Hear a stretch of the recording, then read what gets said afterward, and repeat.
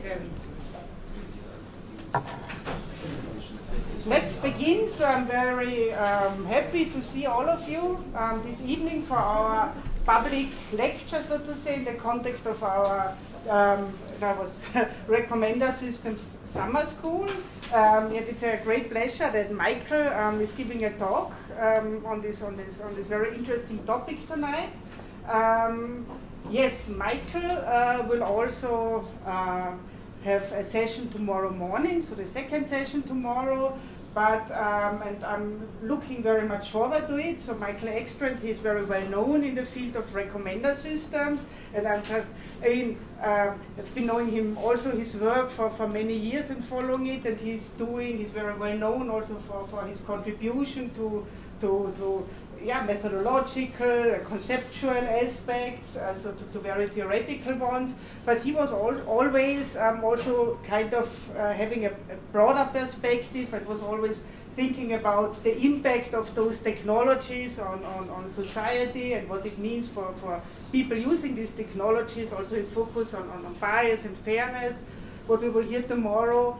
And it was interesting, so we met in June at the UMAP conference in New York City, and Michael, we already knew that he will come to the summer school. He was saying, okay, because we have this digital humanism initiative here, where we will also hear a bit tomorrow morning by Erich Brehm, where we have also an initiative here in TU Wien, but in Vienna a bit broader even, and we also have the UNESCO chair here, where it's a lot about thinking about the impact of these technologies on people and society. And Michael really said, when he's in Vienna, he would also like to give or to start a discussion a bit and relate his thoughts to his digital humanism ideas. And so this is the background where we have this talk tonight. And I'm looking much forward to it. And also, Stefan Woltran is here, who was long the director of KML, for the Center for AI and Machine Learning of TU Wien, which is a co-organizer of today's event, and also kind of head of the chair of the steering committee of the Digital Humanism Initiative. So great that you would come. And after that, we will also have some drinks in the Kontaktraum, where we had the reception on Monday. So Michael now looking very much forward, and the floor is yours. Thank you. Thank you very much for the introduction. Thank you for having me. Thank you all for being here, coming back here this evening. This is going to be a very different talk than the one I'm giving tomorrow. Tomorrow will be more the teaching lecture style, and tonight is going to be the reflections on what it is that we're doing as a field. And my lecture tonight is designed to be an invitation. An invitation to think with me about information, about the role that information has in our lives as individuals, in our lives together as community and society. To think about access. Oh, wait, that's the wrong access. To think about access to this information. The process of people accessing it, the technologies that we use, that we build, that we're learning at the summer school this week to build, to facilitate access to that information. To think about why we are doing this in the first place. Why do people need information? Why do we try to facilitate it? What is our goal as we're building a system, as we're engaging with a system, as we're thinking about the systems that should be built, the information artifacts that should be built, the repositories that should be built, etc. To think about what it means for information to be good, for information access and for an information access system to be good. To think about how these systems can promote community, belonging, inclusion, equity, etc., both in the system and its use and its operation itself, and also how information systems and information access systems may contribute to or hinder those values in society at large. I've been very pleased to see the pride flags proudly flying here in Vienna and signaling that inclusion, even as in my own country, many leaders are working to render queer people invisible in our public life. How do we promote inclusion? How do we promote the inclusion and the visibility of a diverse set of the whole spectrum of humanity through our work on recommender systems and other information access systems? So I've used this term information access a few times. For those of you who might not be familiar with it, it's kind of an umbrella term to capture a range of different systems that are facilitating people's access to information. Recommendations, search engines, similar kinds of systems that let people find things, and we use them every day. We use them to find products that we want to purchase. We use them to find news stories that we want to read or that we don't want to read, but they're going to help us understand what's going on, so we read them anyway. Music, etc. And I think it would be very rare for most of us to go a day without interacting with at least one, if not a dozen, information access systems of various kinds. And to kind of slightly formalize them as an object of study as they're thinking about these systems, they're a system often AI-driven, but AI is not inherent to the process, and whether any individual system gets classified as AI has a lot more to do with the politics of research funding and venture funding than about the actual technology. But systems for which a user comes, they have some kind of a request. That request may be very specific. I want to know how to get from Vienna to Prague on Saturday. That request may be very vague. I'm bored, so I open Netflix. But some kind of a request that gets mixed up a little bit with mixed initiative things where the thing might actually proactively suggest, but we can abstract over that for a moment. The system then takes that request, consults some repository of knowledge or information or something, and comes back with a response. Historically, these responses have often been ranked lists of products, of web pages, of books, of songs, etc. Generative AI is changing that interaction modality a lot in many settings, but the basic loop persists. The user comes with some request, and the system tries to satisfy it in some way. So these are the categories of systems that we're talking about. And so if we have one of these systems and it says, suggest some books for me, or I open Netflix and it says, you should watch K-pop Demon Hunters, is that a good recommendation? Or if I type in a search query, the result's good? We can maybe ask other questions. Are they diverse? What do we mean by that? Are they fair? What does that mean? A lot of my career of the last 5 to 10 years has been trying to figure out what it means to ask, is this a fair list? I have more questions about that than when I started, but I have a better idea of what the questions are.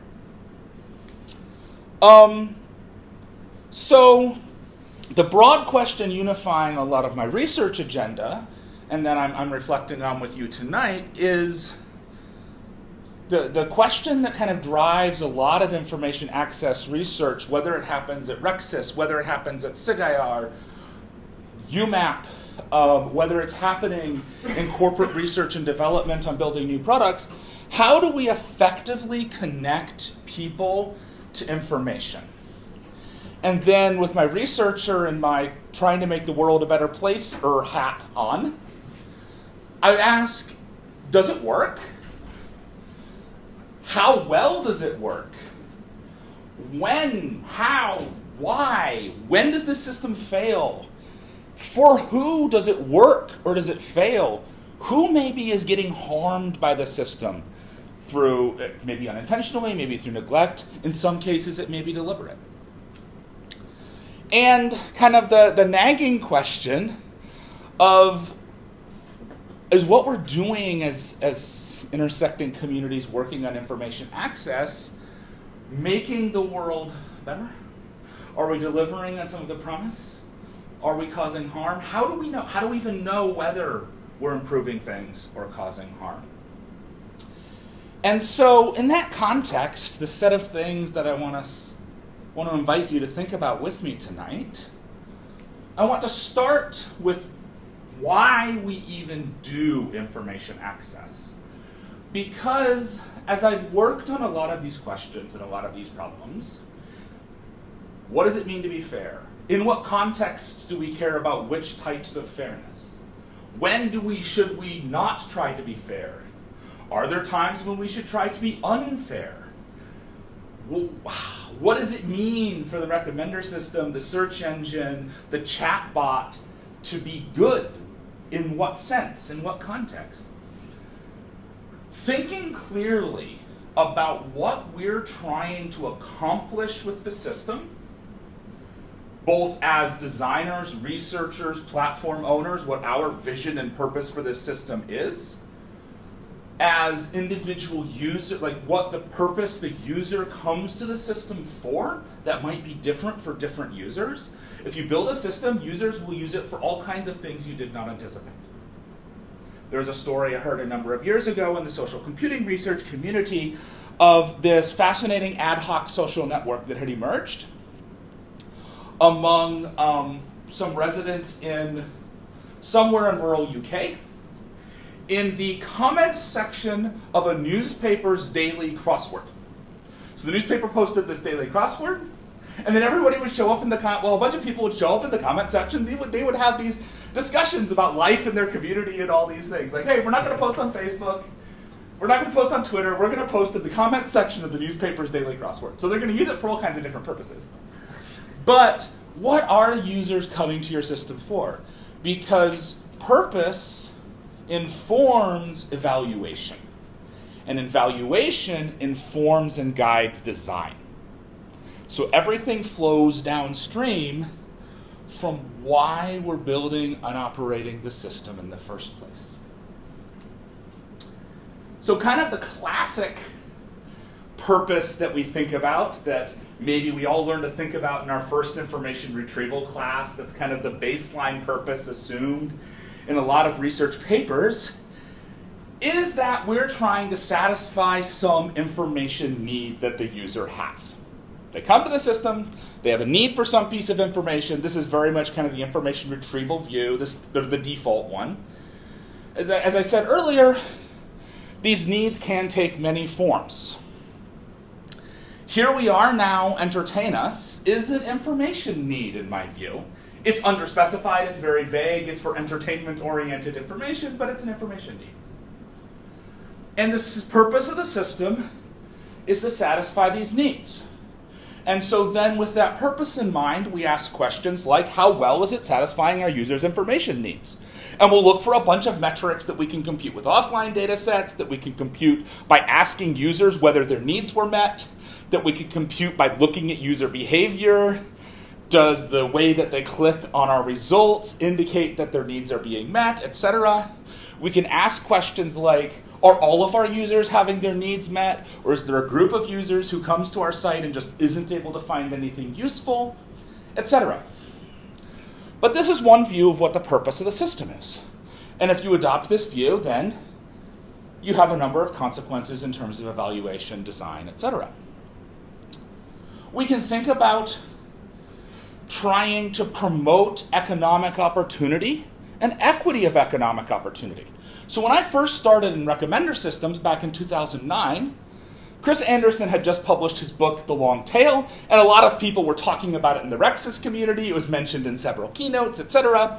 And this isn't a full endorsement. The book has some weird parts, but part of the fundamental logic of the book was, with internet scale discovery, internet scale shopping abilities, global distribution capabilities, or nationwide at the very least, there's an opportunity for a far larger set of products, creators, vendors, etc., to be visible, available, and viable. And kind of the bottleneck of what the store, the big box store, decides to purchase can be relaxed. And a much longer tail of products, this is why it's called the long tail, the tail of the distribution, may become viable now. But the key, and this is the reason that the recommender systems community latched onto this so much, is that the key to making that a reality is personalization.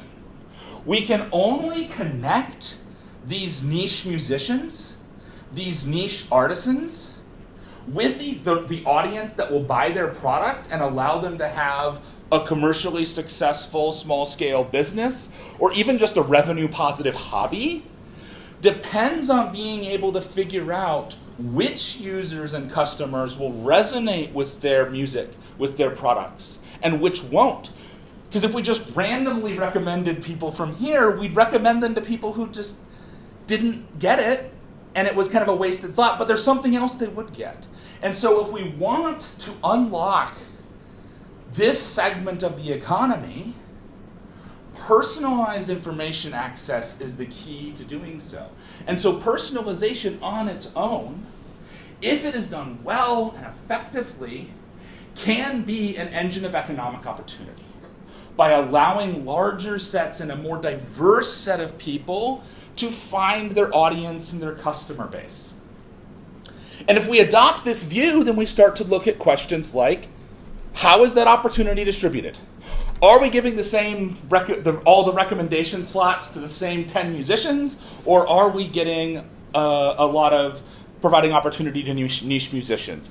If a new author releases their first book, does it get recommended on Goodreads, or are the recommendations just full of the third, fourth, and fifth books by established authors? A lot of questions flow downstream from saying, this is the reason we're trying to build the platform.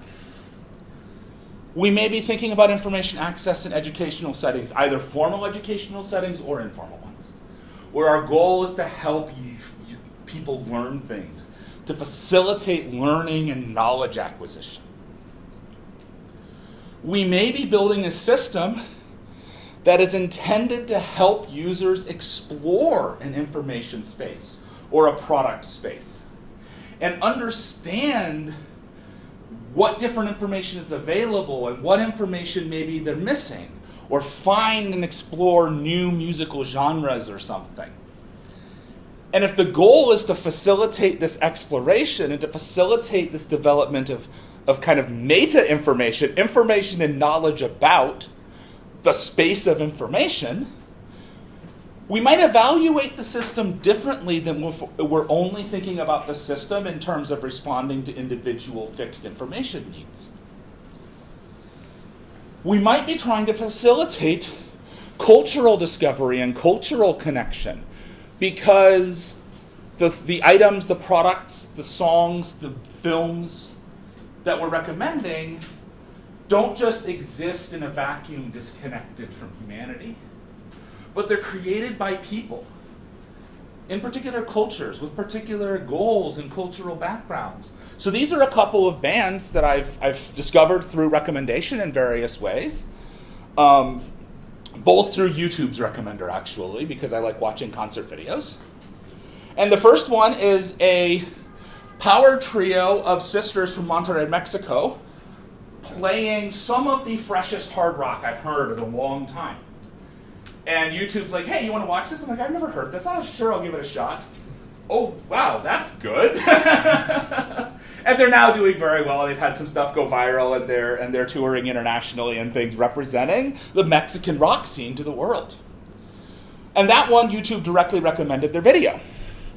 The second, Ginger, is a progressive metalcore band from Ukraine. This was an indirect recommendation. Okay, the microphone. Okay. YouTube had recommended to me, not them, but a reactor who does song reactions. And she did a reaction to a Ginger video, and that's how, so it's like, YouTube didn't recommend Ginger, but it recommended the person who recommended Ginger.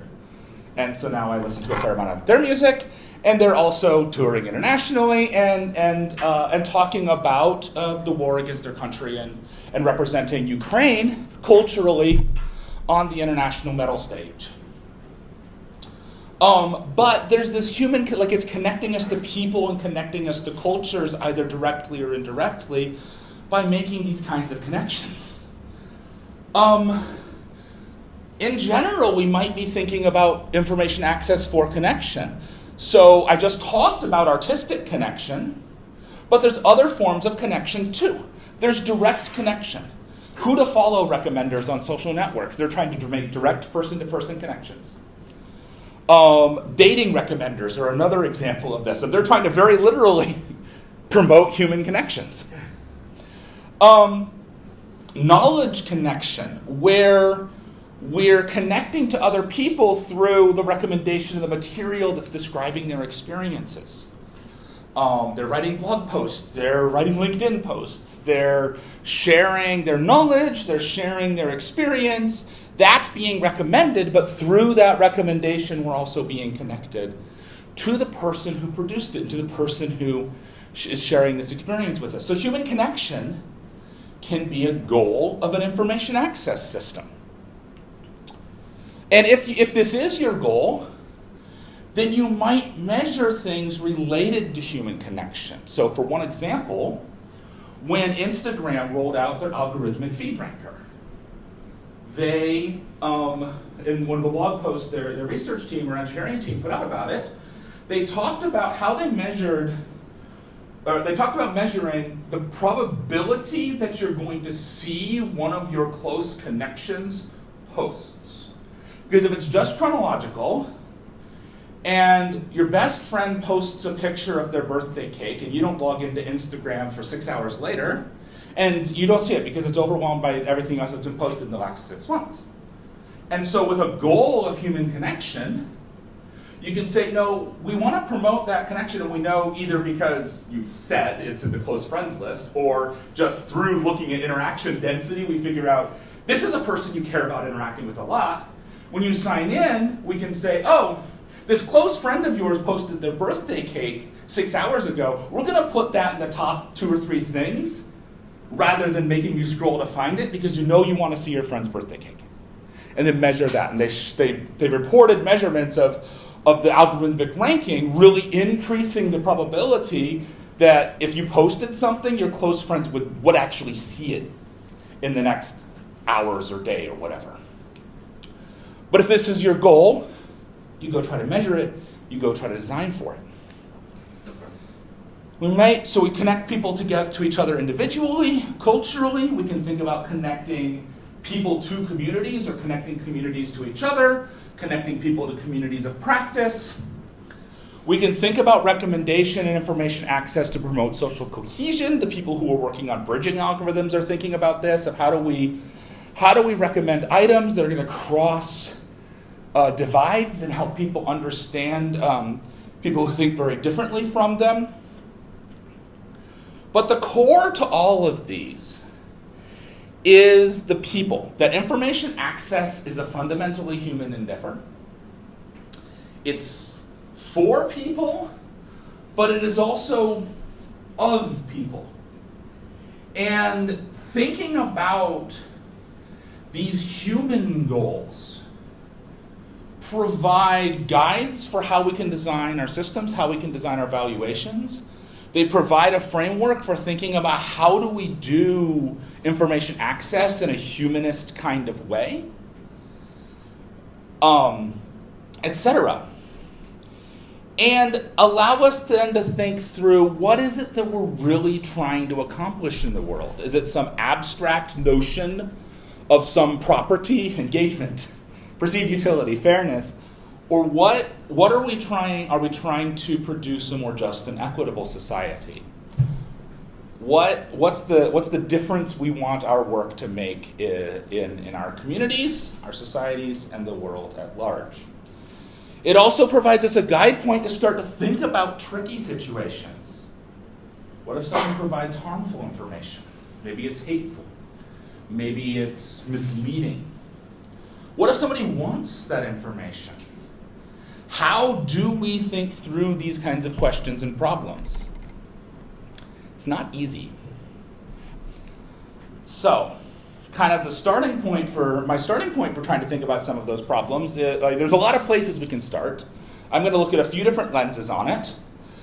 We'll start by thinking about institutional ethics. And by institutional ethics, I mean codes of ethics that have been formalized and adopted by institutions, such as the Association for Computing Machinery, which sponsors the Recommender Systems Conference and many others. One of the earliest points in their code of ethics is that computing professionals should contribute to society and human well-being. This is actually the first specific ethical principle after the preface. Contribute to society and human well-being. Well, that's a goal that aligns with some of the goals that we've talked about. We can maybe think about how we can do this through information access. They also have one I skipped over, which is avoid harm. And this one, be fair and take action not to discriminate. One of the very interesting things about this one that struck me when I read it is its proactivity. It doesn't say just do your thing, and if you eventually learn that you're discriminating, maybe do something about it. It says to take action not to discriminate, to be proactive in anticipating how our own professional interactions and work may be discriminatory, or how our products and systems may be discriminatory, and to do something about it. This is baked into the ACM's Code of Ethics. We're thinking about information access. We might also go to libraries. The International Federation of Library Associations also has a code of ethics for librarians and information professionals. And they have a bunch of things in there. A couple I'll call out first is access to information. And that's kind of the bedrock. The first ethical principle for librarians and information professionals is to facilitate people's access to information without restriction, without censorship, and without discrimination. Also that we have responsibilities towards both individuals and to society at large. And here it also talks about to promote inclusion and eradicate discrimination, and to do that, making sure that everybody has access to information that's not being denied based on any personal factors. And also to respect, it also specifically calls out on there respecting language minorities, not contributing to trying to erase languages, but working as we can to provide people with information in their language to sustain language communities as well. But we can also see very quickly in this code of ethics some political commitments. This is not a neutral, apolitical document. They say that this first point, personal development, education, cultural enrichment, leisure, economic delivery, activity, and informed participation in an enhancement of democracy. And it actually gives those as the reasons for facilitating access to information. So if we adopt this code, if we want to live by this code, it calls specifically to the promotion of information access and facilitation of information access to support informed participation in democracy. The preface specifically says that librarianship is, in its very essence, an ethical activity embodying a value-rich approach to professional work. This also applies to computing. Because I sometimes hear in various contexts about well, I'm just building a system, or it's not my job, or I'm not an ethicist or whatever. But these codes of ethics and professional conduct for us as professionals, or as professionals in training, don't say, oh yeah, you can just ignore ethics if you're not trained in it. Doesn't mean all of us have to become professional ethicists, but we should take seriously the ethical responsibilities of our profession. And choosing to go along with whatever is also a value judgment and a value decision. It's not that, oh, we're choosing to embrace values versus being value neutral. It's just it's which set of what set of values are we embracing and are we living out and are we working out of? As I noted, they're specifically calling out promoting inclusion, eradicating discrimination. They're specifically calling out informed participation in democracy. There's a lot going on here in these codes of ethics. There's also some complexity, and this slide broke. Because it talks about access to information regardless of political belief. But there's a lot of political beliefs out there, some of which are very harmful to some groups of our society. How should we engage with that? I will say the answer is not easy. A lot of these things bring a lot more questions than answers. Now it's somewhat fixed. Does providing information access require us to facilitate information access to this kind of information? That's a question. And it's a question that, regardless of how we decide on it, we shouldn't just trivially dismiss. You can make a principled argument for yes or no, but make the argument and read the arguments. Because if we engage with some of the reasons that are given, such as promoting inclusion and eradicating discrimination, that might lead us to, does providing access, or does knowingly or unnecessarily facilitate, showing people racist screeds about communities in their city, promote inclusion or eradicate discrimination? It's a question we should think about. This paper engages directly with that question, considering the context of readers' advisory librarians, where people come and get suggestions for books to read, and what happens with what the author calls oppressive tastes, where someone is specifically interested in, for example, violently misogynist literature, is thinking primarily in the fiction context. What are the ethical obligations of the reader's advisory librarian in that context? And he grounds his response to that in this commitment to inclusion and this commitment to democracy in the Library Code of Ethics. That material, and unnecessarily providing that material, facilitating access to that material, can create problems for democratic self-governance, and specifically it can distort our judgments of the credibility, empathic accessibility, and fundamental worth of our fellow democratic citizens. You also have questions of is it the librarian's job to say no, you can't? But there's also the question of saying no, you can't have this. They probably won't say that, but no, I'm not going to help you find it is another thing. What is the balance? I'm not going to say it's easy, and I'm not going to say we're all going to land at the same place, but I am going to say to think seriously about it. So, that gets us to questions if we're thinking on, I raised earlier the question of, okay, is everybody in our user group, or are all the different groups of users of our system getting comparable access to information? Well, is our goal to give everyone information that they perceive as satisfying their information need? Or is our goal to give them accurate information to the extent that we can assess that aligns with their information need?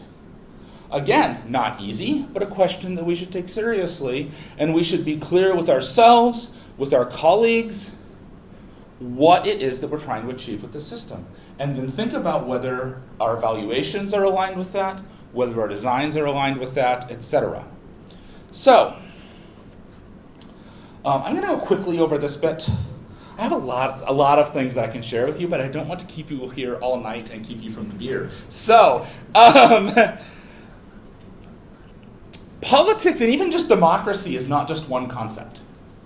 The political science literature recognizes multiple different types of democracy. And we can actually see in the specific things that are called out in the Library Code of Ethics and the ACN Code of Ethics actually different emphases. The Library Code of Ethics reads to me as more aligned with participatory democracy or deliberative democracy, as opposed to more of a classically liberal democracy that the ACN Code more emphasizes in terms of economic opportunity and individual autonomy and things.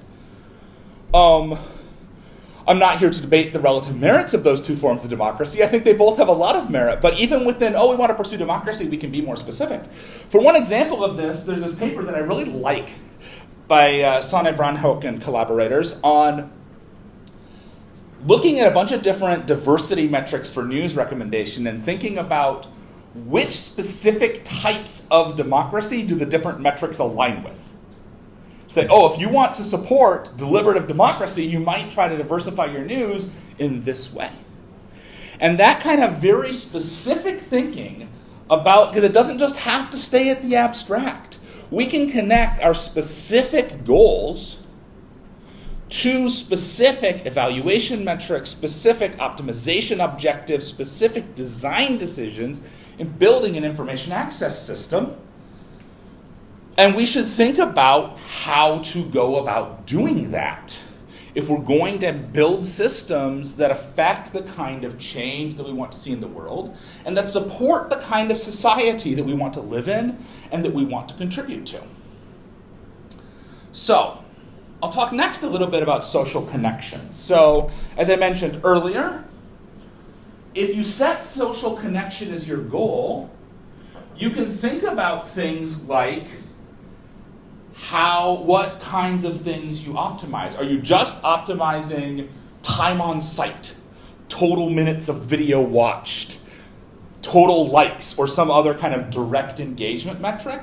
Or are you looking at other things, possibly not totally replacing those, but at least in addition to them? Are you looking at the probability of a user seeing their close friend's post within X hours of it coming out? If you do, you can put that at least in your evaluation. You might be able to find a clever way to put it into your system design. Maybe you're building a bandit algorithm and you give a higher weight to the reward signal for something that comes from someone's close friend, so it learns to uprank things from close friends. But so thinking about these goals, I think we can sometimes think of ethics as maybe limiting, what we shouldn't do. But for me, thinking about ethical principles, thinking about social goals like non-discrimination and debiasing, thinking about human goals for recommendation and information access, expand my vision of what it is that we can try to achieve through technology.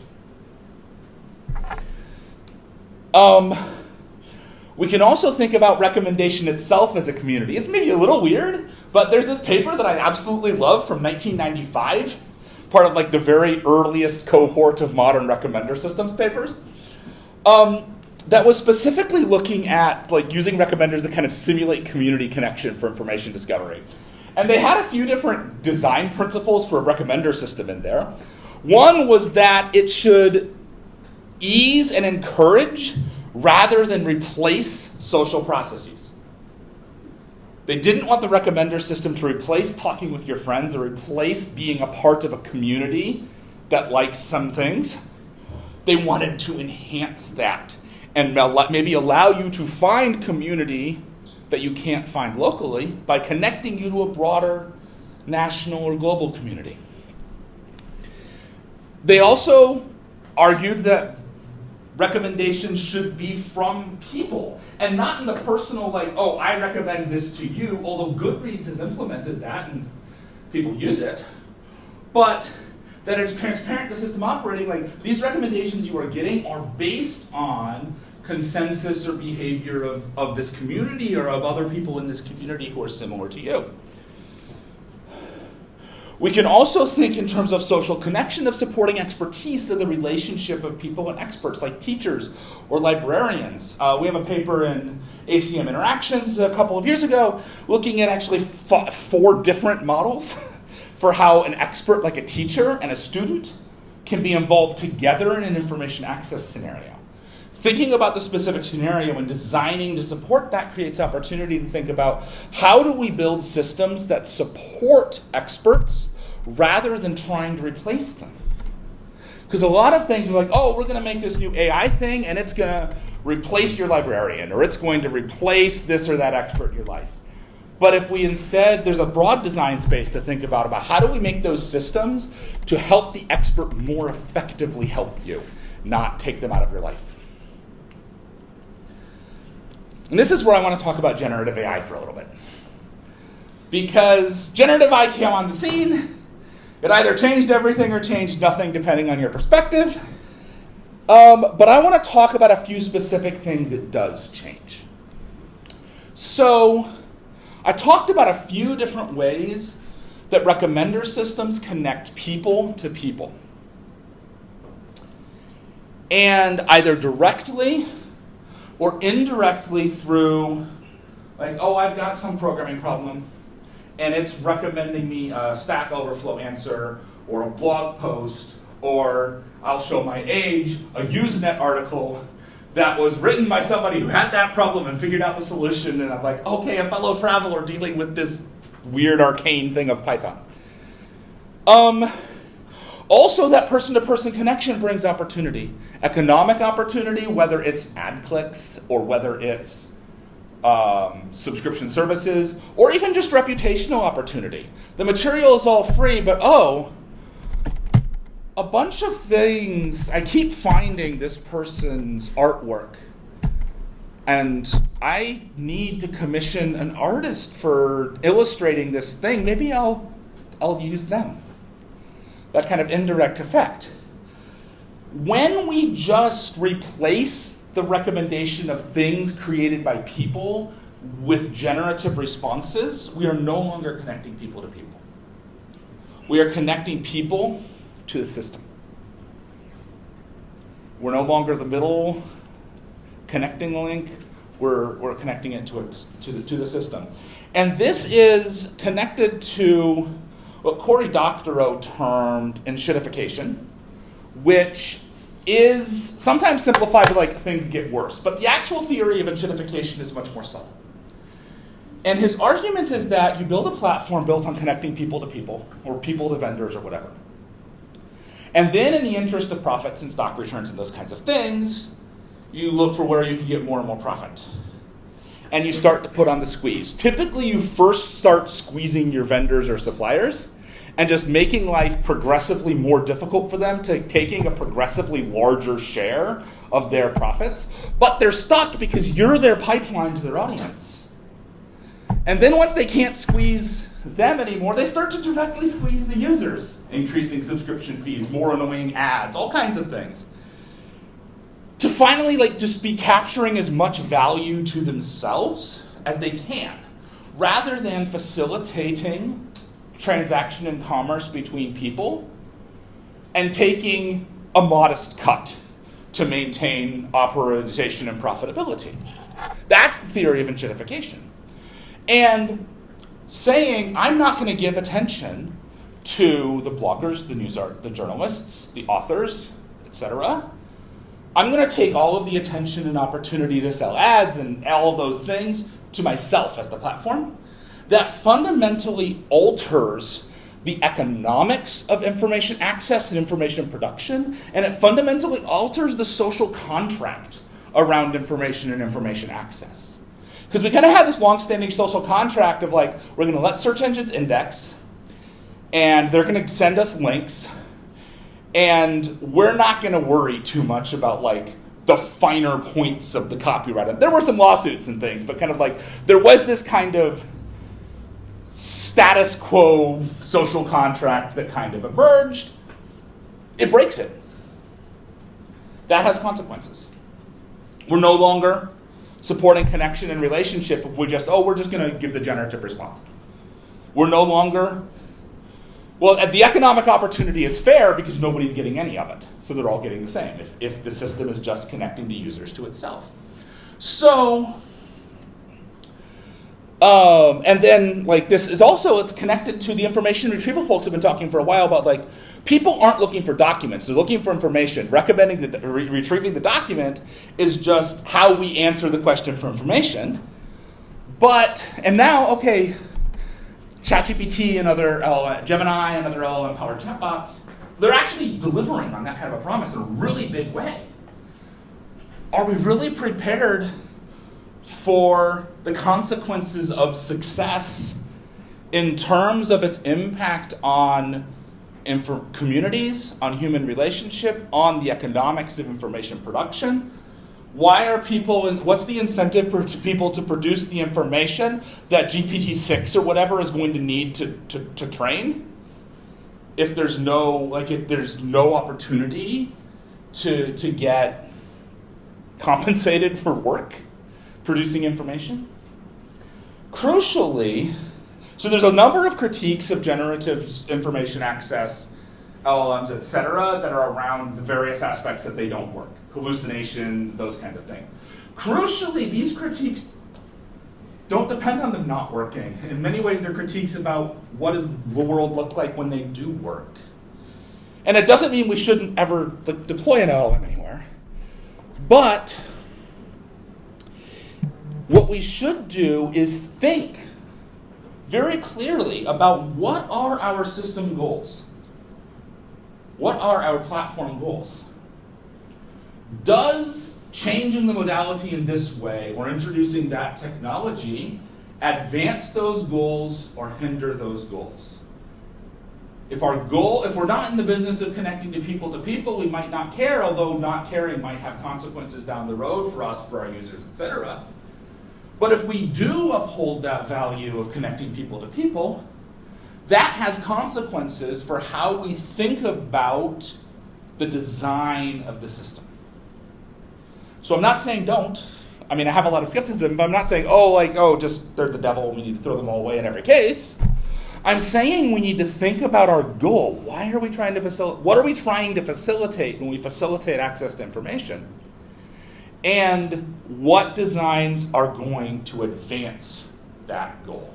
That's the key point I want you to take from this.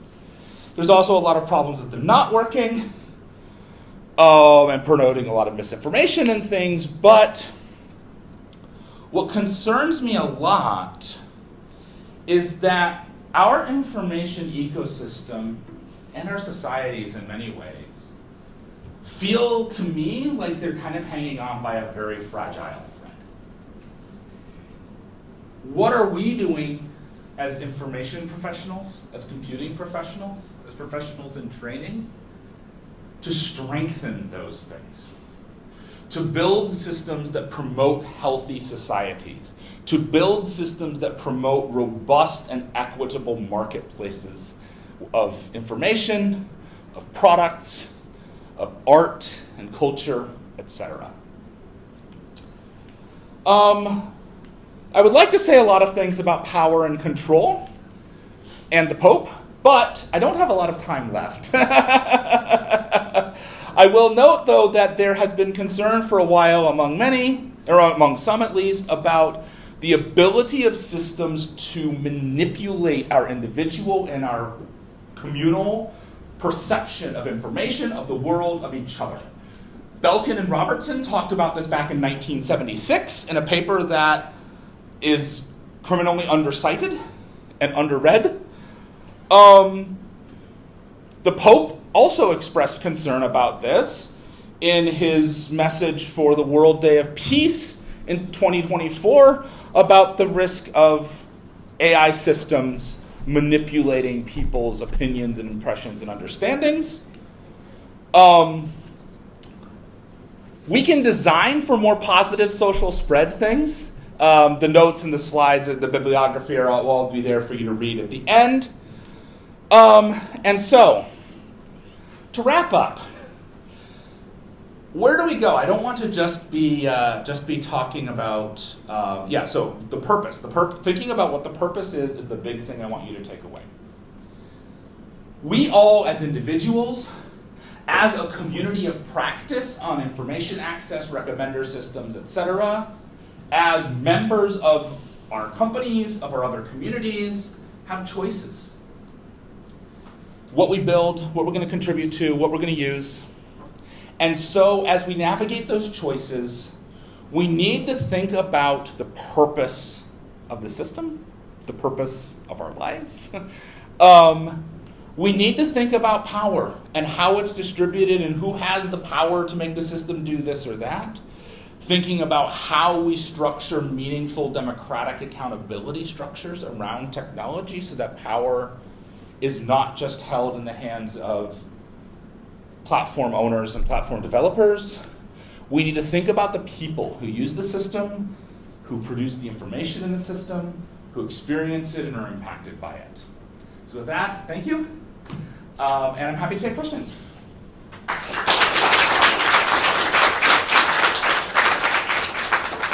Thank you, Michael. So, yes, thank you so much, first of all.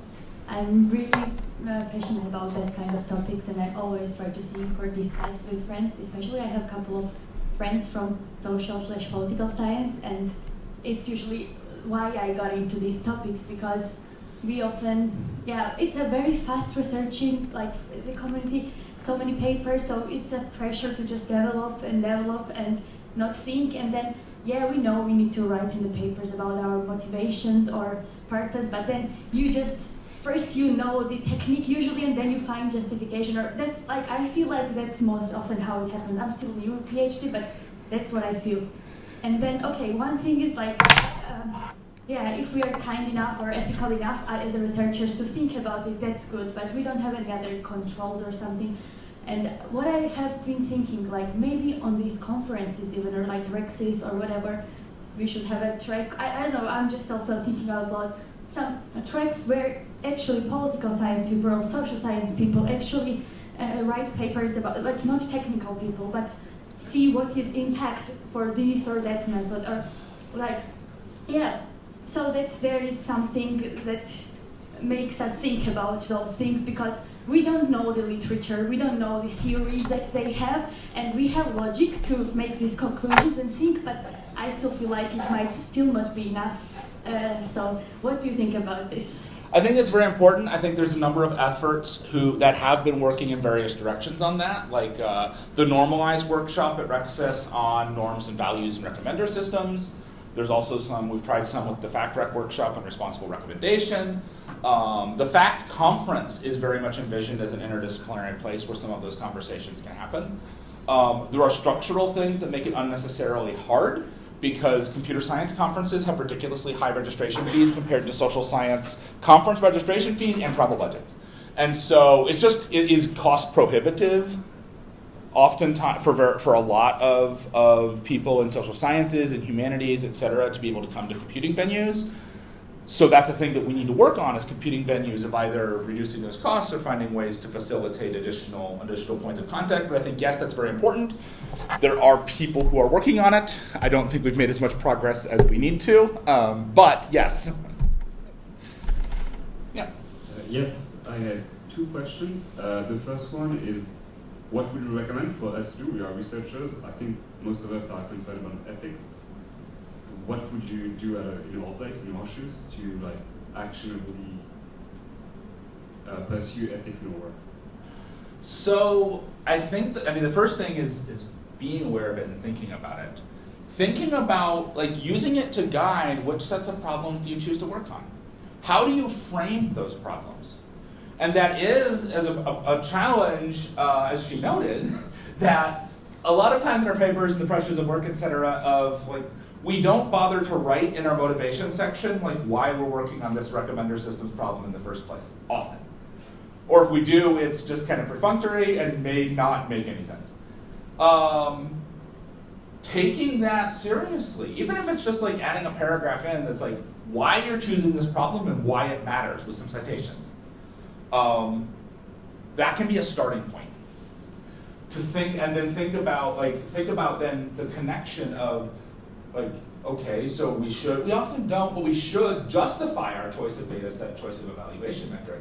Tie that back to your purpose. You've got that paragraph, half a paragraph that says, here's why this problem matters, and then in your methods section, you're talking about here's why these metrics are appropriate in the context of the problem I set out to solve in the first place. And some of that is by example. As we do that, I'm trying to do that more and more in my own papers, but as more of us do that, then that becomes the example that the next generation of students learns from. And so some of it is just start, but you don't have to solve all of the ethical problems in the world. You can start by just being explicit with yourself and your collaborators about what it is that you're trying to do, and reflecting that in your writing. And the second question I had was more, this is very focused on what we as individuals can do, but do you think that as a community like the Rexis community, either the conference or just the researcher in the domain, should explicitly not just have guidelines or stuff like this, but a real political stance to refuse to just follow business objectives, but also have explicitly political and ethical guidelines for our research? Yes, but I don't know that we should build them from scratch or on our own. And I think some of it is not necessarily developing guidelines, but applying the ones that exist. So we do need to be careful about just sitting and imposing our own values on others and when and how we do that. But if a research project is clearly in violation of the ACM Code of Ethics, should it be published at an ACM conference? If you're reviewing a paper that's clearly aimed at producing discrimination, or clearly and obviously is going to produce discrimination, my view is that you, with appropriate citations, are well within the grounds of what should be happening in peer review to say, this project, this system is clearly in violation of this and that principle of the ACM Code of Ethics for these reasons. So it should not be published at an ACM conference. So some of it is applying the standards that already exist and have already been adopted by our communities or by our parent communities. Some of it is a starting point is not necessarily imposing the standard of what should be done, but imposing a standard of you have to talk about it. So the NeurIPS impact statements are an example of this. Rexis also had an impact statement in the submission process this year of you need to think about, talk about, reflect on the impact of your system, the consequences of your system, the ethics of your system and problem framing. And then we can use that as a starting point to develop some of those community guidelines in a way that's informed by what the community is already thinking and already doing. So I think, yes, we should be, as communities, thinking about what standards. I think we should be conservative in codifying those standards, but we should be thinking about it, but starting with the expectation of talk about your system impacts. Talk about why you're solving this problem. For one example of this, I didn't actually put it in the bibliography, but I'll add it to the bibliography on my webpage when we're done here. There's a preprint that some of us have out, led by Alexandre Oltano of MSR Montreal, on rigor in artificial intelligence as its connection to responsible AI. And one of the things we talk about in that paper is what we call normative rigor, which is being rigorous in justifying the AI problem you're trying to solve. Because a lot of times, and so basically our claim in that paper is doing this thing, we're like, oh, we just solved the problem because that's the data set. We're saying that's not rigorous, because you're not rigorously justifying your choice of problem, your choice of data set, et cetera. And so yes, I think we should be moving there, but starting with documentation and talking about it. Thanks a lot for this great talk. I think many important aspects, and what I like also reflected from multiple perspectives, which I think is great. I have a line of thought, just briefly, which might be provocative here. And let me see whether I come to a question, otherwise I just comment on my comment. So when you started talking about what is the name? Information access. I had something particular in mind on the web, and then I was surprised that it You didn't mention it during your talk. And also surprisingly, this thing I have in mind satisfies many of the aspects you have mentioned. Like possibility for exploration, informed participation, social cohesion, and so on. And this thing I have in mind, I mean, it's a nice thing. I don't need a recommender for that. I even don't need a search engine. I just need an internet browser. And this is Wikipedia, right? So my question is, in Wikipedia, as I think, satisfies many of those things you have mentioned. My question would be, now to have a question at the end of this, of this comment, is this model something which works really only on this encyclopedic piece of information we want to access, or is this something we could now, having this experience of, say, the last 15 years in mind, is this something which could be extended to other areas of information access? So I think it definitely can be extended to other information access areas. And I think we see that in a variety of places, like the many other wiki communities that have come up, of like communities that have produced exhaustive documentation of everything you can possibly find in any of the Fallout games. I spend in a bunch of, or like all these other kinds of things, or ones that are built around artistic communities. So like there is, I don't remember where it is, but there is at least one extensive wiki on metal music, where community documentation of metal subgenres and artists that are doing different kinds of music within this genre. And so when you have a passionate community that's willing to contribute a bunch of free labor to their community, I think you can build really powerful information repositories that either are the access system themselves because you just browse, or they facilitate that access. Like, you could think about building a recommender on top of that metal encyclopedia that uses this human-generated data about the relationship of the different styles and the different artists and things, the power, I like this band, who are some others I should listen to, kinds of experiences. So I don't think they're mutually exclusive. I think you can actually combine them together in very interesting ways as well. I think figuring out how to develop and sustain the appropriate technical and, importantly, economic infrastructures to make that work and make that sustainable in the long term, and make that so that it sustains maybe community-driven and community-owned information access instead of just serving as additional raw input for OpenAI to use to get richer. I think that's kind of one of the challenges that we have. But I think where we can make it work, yes, that's a very, very powerful model that can apply beyond. It's harder to see it applying in some other, like it's harder to see, say, how it might apply to a lot of e-commerce products. But you could envision a style wiki that's talking about clothing styles and clothing sustainability concerns, and collecting a lot of resources about where and how to shop for clothes that look good, or that kind of thing.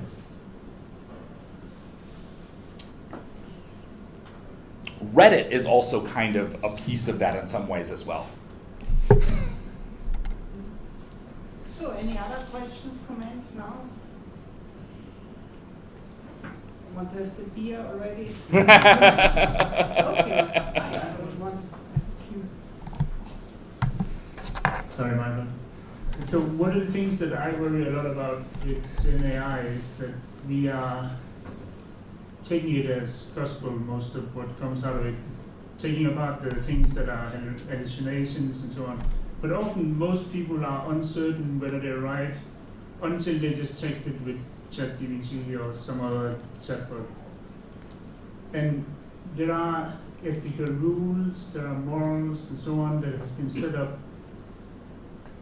But there is also a way of people describing things, indoctrination, kind of the underlying trend of the documents on the internet that is exploding these years. And that's also kind of inherent inside of the the, I don't know if you can call it the mentality of what is being answered in the models. And I don't understand how to evaluate it or how to be critical about it. Do you have any ideas or?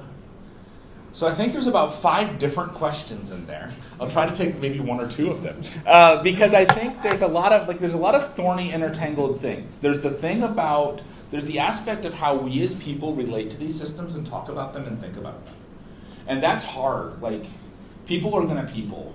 I try to, we can try to use our influence and explain to our friends. No. ChatGPT doesn't know things. Checking with it is not explain.